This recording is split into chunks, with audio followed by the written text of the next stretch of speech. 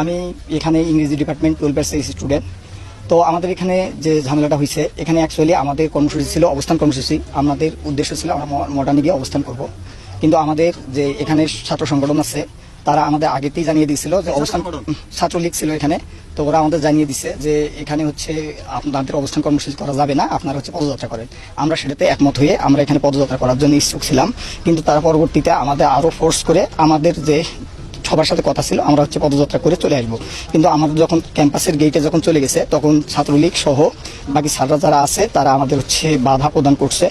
স্যাররা অ্যাকচুয়ালি যখন সামনে আছে তখন পিছন থেকে এবং তাদের যারা তৃতীয় পক্ষ ছিল তারা স্যারের উপর আক্রমণ করে সেই দায় আমাদের সাধারণ শিক্ষার্থীদের উপর চাপানোর চেষ্টা করছে।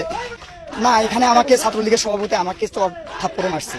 এখানে উনি আমাকে নিজে স্টিল আমাকে থাপ্পড় মারছে। এখানে কথা হচ্ছিল আমাদের আমরা গত 9 দিন ধরে এখানে আমরা অনুষ্ঠান করতে সমাবেশ করতেছি। এখানে কোনো